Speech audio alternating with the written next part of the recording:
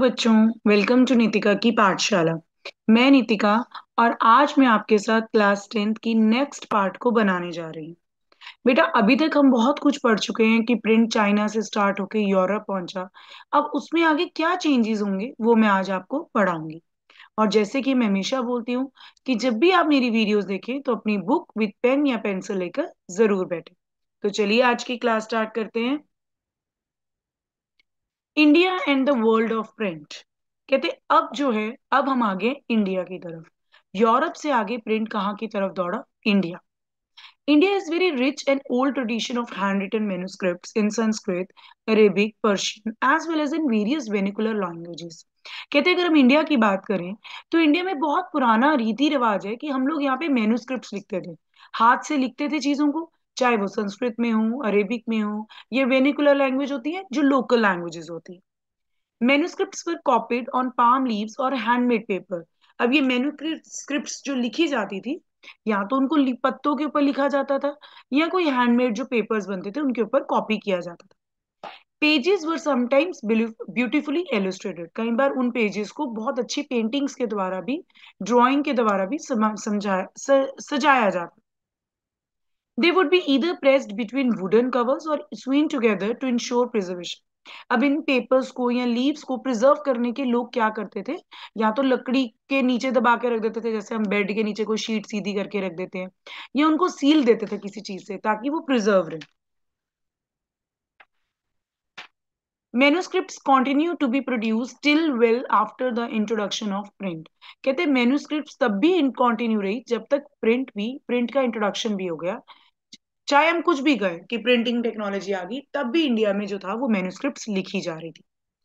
Manuscripts however वर highly expensive और fragile. Manuscripts देखा जाए तो बेटा खुद हाथ से लिखी जाने वाली चीज है तो ऑब्वियसली एक्सपेंसिव होगी। फ्रेजाइल मीन्स वीक हुआ करती थी। They had to be handled carefully and they could not be read easily as the script was written in different styles. कहते एक तो इनको संभालना बहुत मुश्किल होता था। अगर आप देखो, जो उस टाइम पेपर यूज होता होगा वो भी इतना कोई एक्सपेंसिव नहीं होता। लीव्स के ऊपर कोई चीज लिखना, उसको संभालना कितना मुश्किल है। और हर कोई उसको पढ़ भी नहीं पाता था क्योंकि जो राइटिंग होती थी वो लोगों की डिफरेंट हुआ करती थी।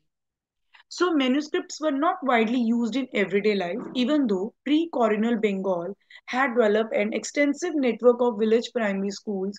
Students very often did not read text. कहते मैन्युस्क्रिप्ट्स को हम रोज नहीं पढ़ सकते, रोज पढ़ोगे तो वो फट जाएंगी, खराब हो जाती हैं। इवन कहते हैं जो कॉलोनियल पीरियड से पहले भी अगर हम बंगाल की बात करें तो वहां पे प्राइमरी स्कूल था, बट स्टूडेंट्स ने कभी भी किताबें नहीं पढ़ी थी, सिर्फ टीचर बोलते थे और वो लिखा करते थे।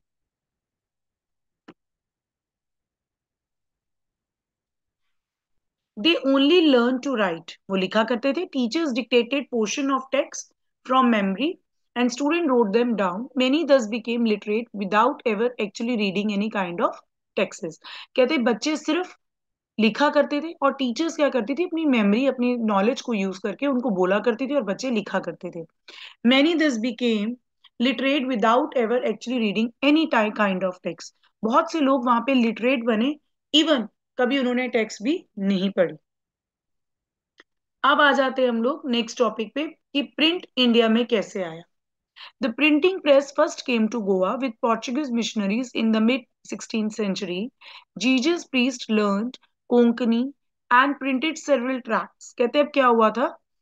जेसिस्ट, not Jesus, this is Jesuit priest. अब की क्या हुआ था कि पोर्चुगीज मिशनरीज इंडिया में आए थे और वो इंडिया में आकर उन्होंने प्रिंट स्टार्ट किया। सबसे पहले उन्होंने कोंकणी सीखी। अगर लोगों को अपनी बुक्स पढ़ानी है तो पहले उनकी लैंग्वेज को तो जानो, वो तो इंग्लिश नहीं जानेंगे ना। हम लोग इतने पढ़े लिखे तो थे नहीं कि हमें इंग्लिश पता थी। तो इन लोगों ने यहाँ आकर इंग्लिश कोंकणी सीखी क्योंकि गोवा में आए, गोवा की लैंग्वेज कोंकणी थी। और वहां पर उस कोंकणी लैंग्वेज से बहुत सारी बुक्स को प्रिंट किया। By 1674, about 50 books had to be printed in Konkani and Kannada language. कहते हैं 1674 तक कम से कम 50 बुक्स कोंकणी और कन्नड़ लैंग्वेज में प्रिंट हो चुकी थी। Catholic priest printed the first Tamil book in 1579 at Cochin, and in 1713 the first Malayalam book was printed by them.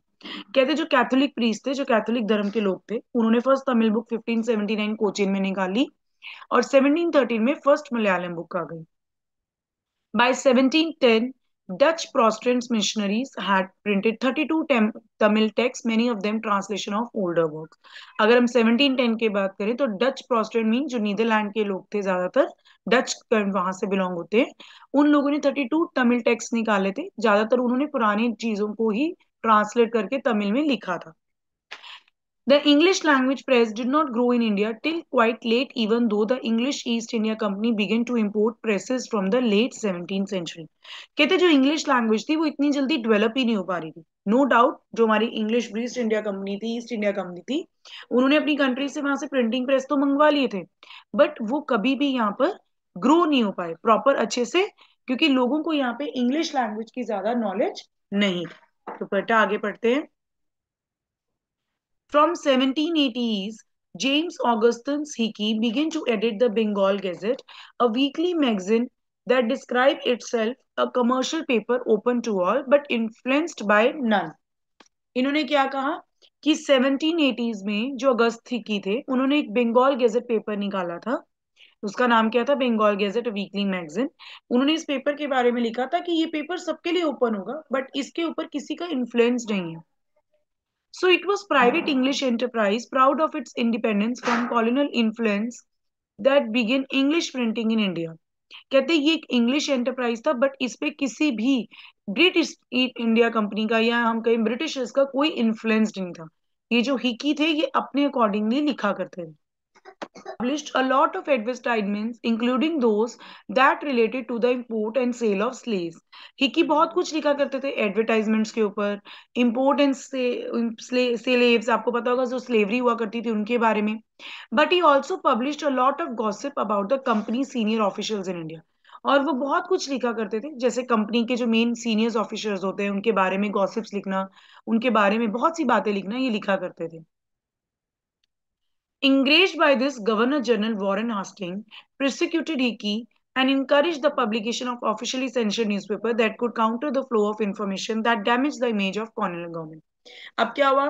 जो हिकी थे वो वॉरेन हास्टिंग के बारे में लिखा करते थे। उन्होंने क्या कहा कि इस न्यूज़पेपर की सारी इंफॉर्मेशन को हमें रोकना होगा, क्योंकि इस इन्होंने जो भी मेरे बारे में लिखा उससे मेरी जो इमेज है वो बहुत डैमेज हो गई।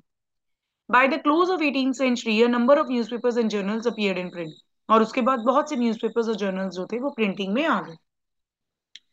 They were Indians too, who began to publish Indian newspapers. The first to appear was the Weekly Bengal Gazette, brought out by Gangadhar Bhattacharya, who was close to Rajaram Mohan Roy. अब बेटा इसमें एक चीज थी, जब Hicky ने Warren Hastings के बारे में लिखा था तो उन्होंने अपने न्यूज़पेपर्स और प्रिंट भी निकाले थे कि मेरी इमेज जो डैमेज हुई है वो मैं अपने बारे में अच्छा अच्छा लिख के लोगों के दोबारा माइंड से खेल लूं।